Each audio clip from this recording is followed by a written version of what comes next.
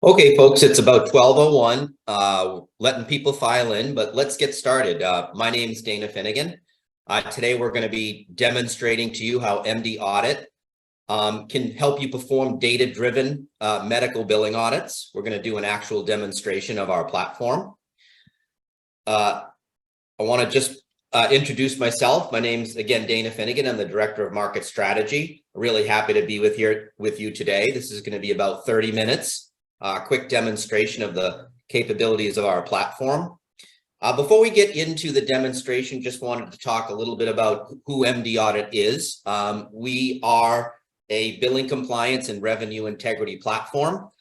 We work with over 130 clients across the country nationwide, all the way up from the largest academic medical centers down to critical access hospitals and in smaller community hospitals. And I'm just bringing that up because we are servicing over 1,500 facilities, 70,000 providers, coders, auditors, et cetera. So we really want to show you today through our technology demonstration how folks are utilizing our platform to really understand risk, to have the immediate visibility and have actionable insights through data-driven analytics and benchmarking. So let's start off here. We all know that staffing shortages are just rampant right now. So what we want to do is show you how you can do more with less. Really, if you just have a few FTEs working in your billing compliance and revenue integrity departments, they need analytics that can point them in the right direction, finding that needle in the haystack.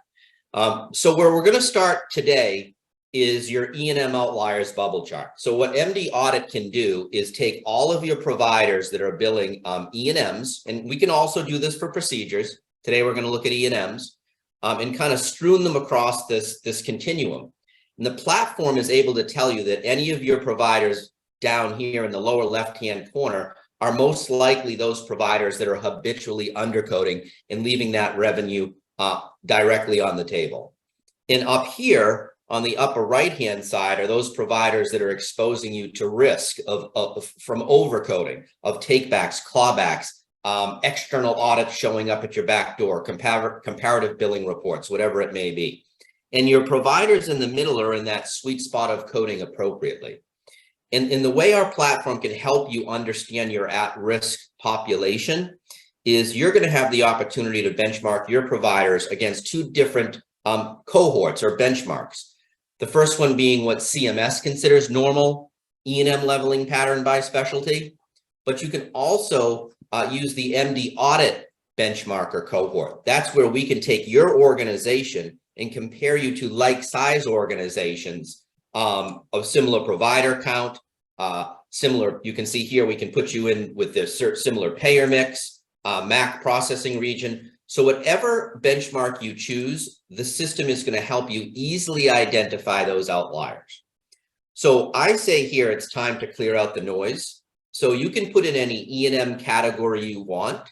I'm going to put in established patient. I'm then going to put in a specialization or a specialty. Let's do internal medicine. And then I'm going to put in that really core specialty. Is it gastroenterology? Is it cardiovascular disease? Let's do interventional cardiology. And you can see by applying these benchmarks that you're now able to clear out that noise that was in the middle that you don't need to be concerned about. And say, I've got a really big bubble down here, a habitual undercoder here, but right away I can see a more concerning pattern up in the upper right of overcoding. So direction and magnitude, needle in the haystack, appropriate deployment of your FTEs. So I can now click on any of these bubbles and go straight from that bubble to the actual bell curve. And what's interesting about the bell curve is it allows me to have that conversation with the provider. I can bring this up and say, look, you're here. This one right here is the line that MD Audit found the outlier, because this provider, 94% of every service, every E&M service they're sending out is a level 4. So almost 100%. Now this line, if we to ingest your data, this would show everybody else in that provider's department they're only doing that 68% of the time. So that's your internal benchmark. And then you can see the blue in the back, which is CMS right now. 68% is what they consider normal. So what you're seeing here is everybody else in this provider's department is much more in alignment with CMS than this outstanding provider.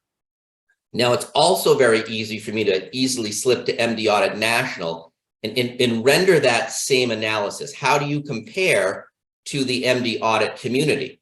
So that provider is still way, way up here, and his peers in alignment with MD Audit as well. So this is just a really quick snapshot of how the platform can point you in the right direction.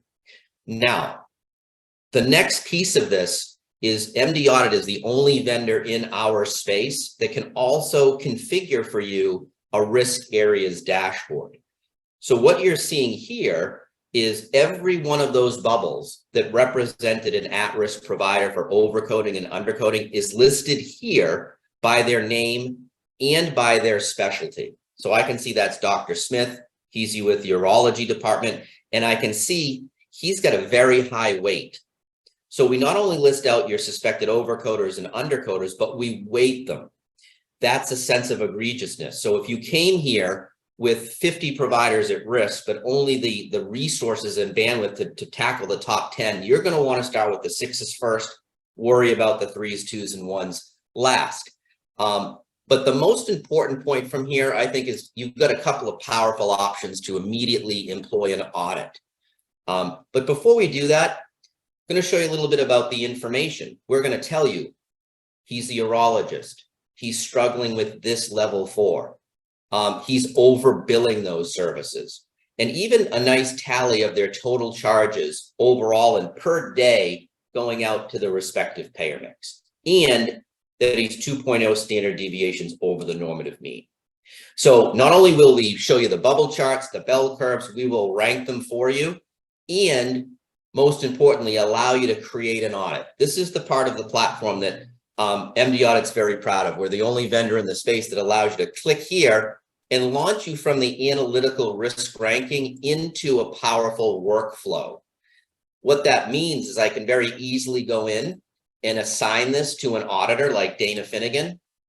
When I hit continue, it's already, what's happening here, folks, is it's defaulted in what we need to query in our database. It's saying pull all of the level 4s that are being overcoded by that provider. He works at this facility. This is his NPI. I can even come in and say, I care about when that was billed to the primary payer of Medicare Part B. And I also want to see when that was billed with modifier 25. And once I hit this arrow, the system will pull all of these at-risk claims for me so I can do a coding quality audit.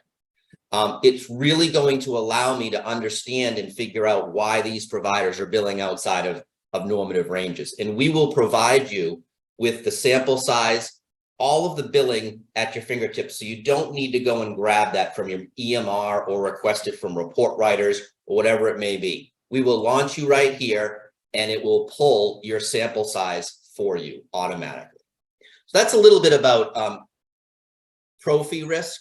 I do want to also go back there and show something that we just demoed to a really large audience. That they were very pleased. We've been getting a lot of feedback about the importance of not only seeing the E&Ms and the procedures, but the work RVUs as well. So what I want to show you right here is in the back of all of your bubble charts and bell curves is there's also this view that allows you to come in and see, you know, how many units they've produced and what does that mean in terms of total work RVUs. And what is the work RVU per case? And then I can also come over and see how that compares to what CMS considers normal work RVU productivity, as well as how that compares to MD Audit. So it's always something in the background to help you understand those providers billing outside of normative ranges, pointing you in the right direction to take a risk-based, data-driven approach. Now, I'm going to flip over to the facility side because MD Audit accommodates both pro-fee and facility inpatient and outpatient. And what you're seeing right here is facility metrics. Let me explain really quickly. Our system has the ability to interrogate all of your facility data and point out what you're seeing here, alerts. We're going to tell you where something is being over or underutilized and where you should really invoke an audit workflow to figure out what's going on. We have the PEPR report built in on the inpatient side. We have what the OIG is scrutinizing, what RACs and MACs are scrutinizing, but let's concentrate on this mini dashboard right here. This has been telling me that I've been billing modifier 59 with surgical procedures on the hospital side. That's what HB stands for, hospital billing. And what it's been telling me is I've been doing that historically about 3.2% of the time. So we're able to look at your historical data, everything you're billing on a daily basis, and say, you've done that about 3.27% of the time. But over the rolling 12-month average, you've gone down internally to 2.9%. Not a big drop, but I think the bigger concern here is this benchmark. Again, we're going to put you against other like-sized organizations in our MD audit community. And it's now saying, you've been doing that 3.27% of the time. You've taken a dip to 2.9, but you're doing it a heck of a lot more than others just like you that are submitting that modifier 59. So this immediately would jump out to an auditor or an analyst and say, are we overbilling this? This could be a coding issue. It could be a documentation issue. It could certainly result in takebacks or clawbacks. So what you're able to do is explore that metric. Just simple click, and I immediately have insights to say, it was at a normal level all these months, but in April, it really went outside of normal levels. Really, we were billing at a lot more than other organizations just like us. I can look at the CPTs that were being billed as well. I can look at the payer. I can look at the providers being affected, but most importantly, actionable insights. How do I get into the data? So this is showing all of the claims that make up that card that we just shown, that mini dashboard. And I can look at my high dollar charges. I can probably more care about my $0 payments or maybe certain payers. But what this allows the auditor to do or the analyst to do is take this information and create an audit. Just like you saw in the professional side, it launches me into this workflow. So I can say, maybe I'm with the HIM group and I want to assign this to Brandon. But in just a click, it's already uploaded those affected claims. And I can hit continue and create an audit. And that sends that directly to Brandon, my internal auditor or analyst. So they can do an audit. They can actually go in and have all of that data at their fingertips. So they can go in their work queue that you see right here to go in and figure out why are we doing so much more than others just like us in our community. So I only have a few alerts up here, which is a good thing, but also wanted to show you that, we have the PEPR report built in. What I want you to take away from this is just whether it's Profi or what you're seeing facility, we have data-driven analytics that can help you find that needle in a haystack and again, deploy your resources appropriately.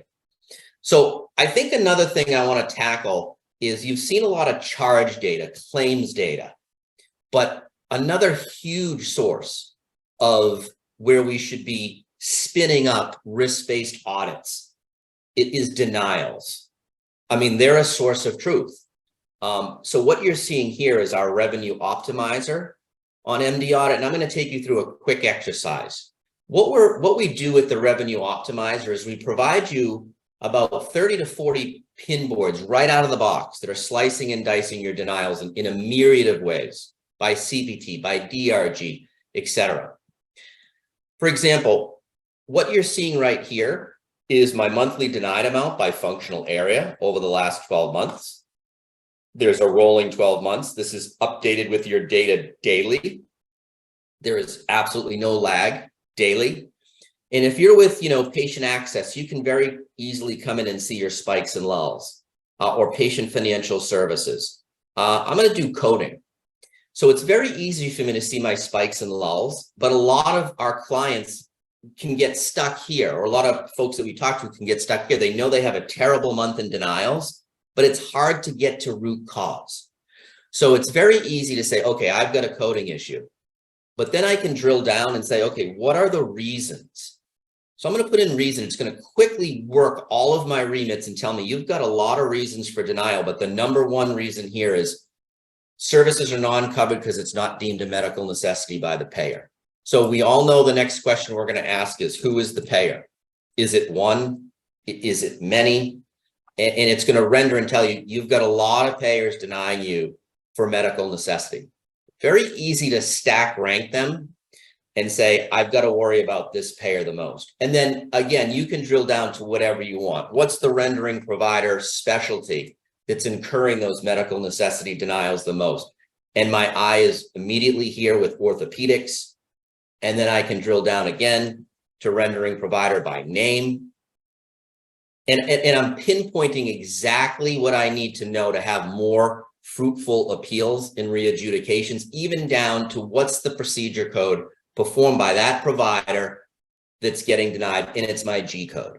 So again, many dashboards that can be used to really help you find root cause of your denials and spin up again audits from there. At this point, I could start doing prospective audits for the payer that is not accepting that G code and ensure that all of my coding quality is ticking and tying, so I'm not going to incur those denials the next time around. Now, one of the things that we are really proud of here is this supports both pro fee and facility denials. And one of the things that I'm going to do is just show you the robustness of this part of the platform. So if I scroll up, you're going to see things like my top 10 denied primary diagnoses in an office place of setting and stack ranking them for you. And then, of course, in an outpatient setting. And then, of course, in the inpatient setting. And again, very easy to hit any of these dashboards and say, I need to know where this is happening. We always hear, I can't figure out where it originates. I have so many different facilities.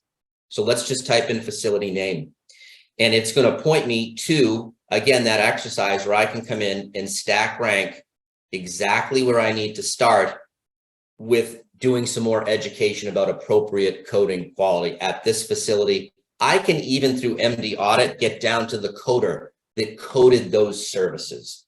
So you don't have time to be sitting around and trying to figure this out with unwieldy amounts of data. This is the data-driven analytics that we want you to use to really drive your program going forward. Now, one of the other things that is we've heard in the community, which is taking a huge uptick, is we've been talking about internal data here, but what happens when you get external audits?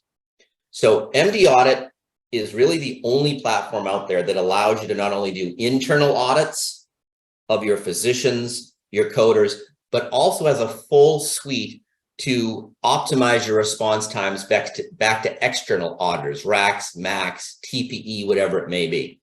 Now, I'm very easily able to come in once I've responded to those audits and have some really powerful insights. One thing I should mention, we're not going to go into the full workflow, but our external audit workflow, which helps you respond back to RAC, MAC, whoever it may be, has ESMD, which is the electronic submission of medical documentation. We also have optical character recognition. It can read your demand letters and immediately load all of the particulars into our system. But what you're seeing here is once that's all done, you're able to very easily come in and understand who are your requesters. So just those same data visualizations that are telling you who is requesting of me. It's very easy for me to come in and see that 99.5% of those that are requesting external audits is with Levanta. But I can also see a very small sliver that lives with Cotiviti. But if I ever wanted to come in and say, what are they really scrutinizing? What is Levanta really scrutinizing? I can throw in, what are the DRG codes?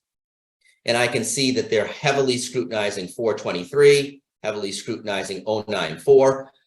All of the stuff I need to understand why this is happening. Another one that's very popular is at-risk dollars. So I can see there was a huge spike in May of external audits, but thankfully it's starting to go down. But very easy for me to come in and drill down and say, what facility is getting barraged or overwhelmed with these audits, and it will return me that facility.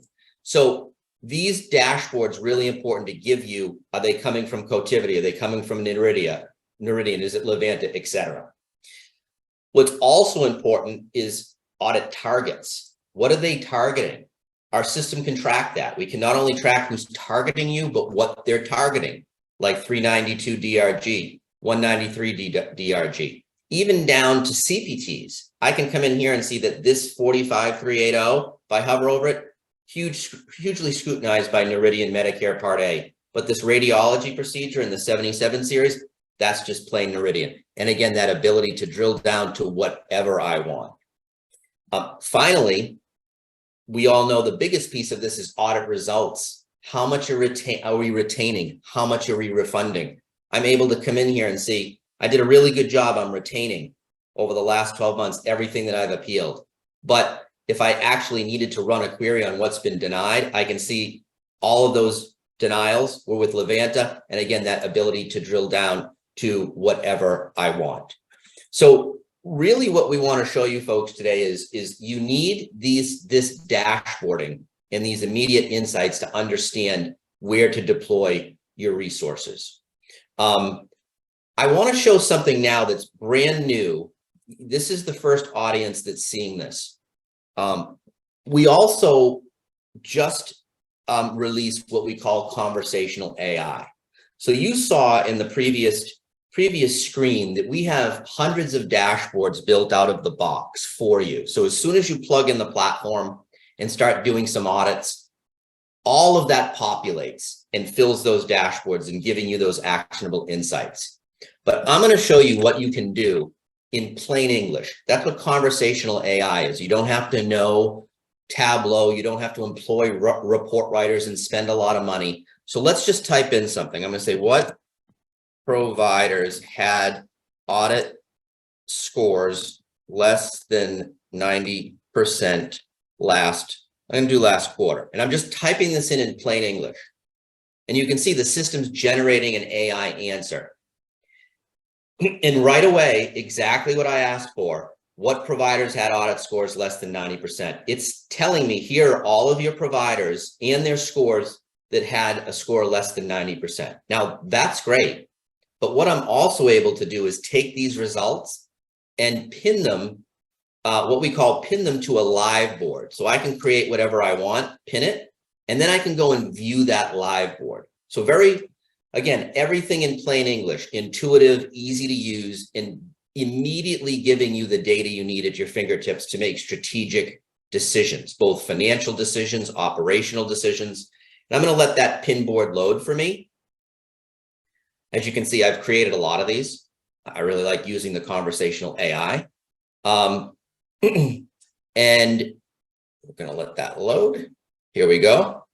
Perfect. So now I have my pathway score by audit provider. I can even come in here and say, I want to stack rank them. Who did the worst? Who did the best?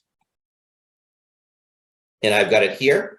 And I can still drill down to any root cause I want. But what I like to do here is come in and show the underlying data. I can come in and I can have, this is their score. This is their name. I can do this. And I have the name, I have the scores. I can even come in and edit columns. I can come in and say, what facility did they work at? I can add that. And then I can add in, what was the place of service? Whatever I want to add in, I just type it in and put done. And it adds those columns in for me. Now I know the provider's name, their score, the facility they work at, what was the place of service. Whatever I want to add is at my fingertips. And again, it's from simply typing in a phrase in English. I'm going to do this one more time. Give me 1 second. We're going to put in what DRGs had the highest amount of denials. And I'm just going to switch over here, folks, to show you something, if you don't mind.